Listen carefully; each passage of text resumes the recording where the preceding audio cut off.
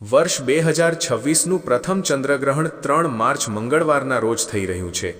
ખાસ વાત એ છે કે આ વર્ષનું સૌથી લાંબી અવધિવાળું ચંદ્રગ્રહણ માનવામાં આવી રહ્યું છે, કારણ કે આ ગ્રહણ ભારતમાં દેખાશે, તેથી અહીં સૂતકકાળ પણ માન્ય રહેશે।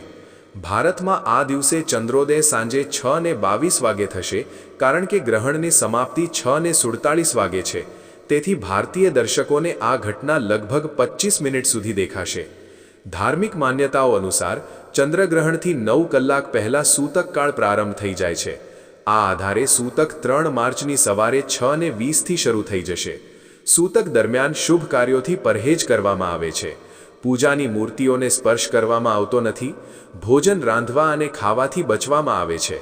આ દિવસે વાળ કે નખ કાપવા જેવા કાર્યો પણ વર્જિત માનવામાં આવે છે। ચંદ્રગ્રહણ દરમિયાન કરવામાં આવતા ઉપાયો।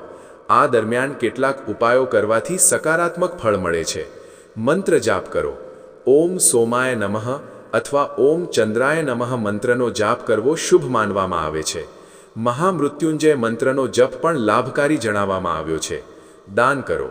ગ્રહણ સમાપ્તિ પછી સફેદ વસ્ત્ર, ચોખા, ખાંડ, દૂધ અથવા ચાંદીનું દાન કરવું ઉત્તમ માનવામાં આવે છે। સ્નાન કરો। ગ્રહણ સમાપ્ત થયા પછી ગંગાજળ મિશ્રિત પાણીથી સ્નાન કરો। ઘરમાં શુદ્ધિકરણ કરો। તુલસી અથવા કુશ રાખો। ગ્રહણ પહેલાં ભોજનમાં તુલસીના પાન અથવા કુશ નાખવાની પરંપરા છે, જેનાથી ભોજન અશુદ્ધ માનવામાં આવતું નથી। ગર્ભવતી મહિલાઓ સાવધાની રાખે। તીક્ષ્ણ વસ્તુઓનો પ્રયોગ ન કરે।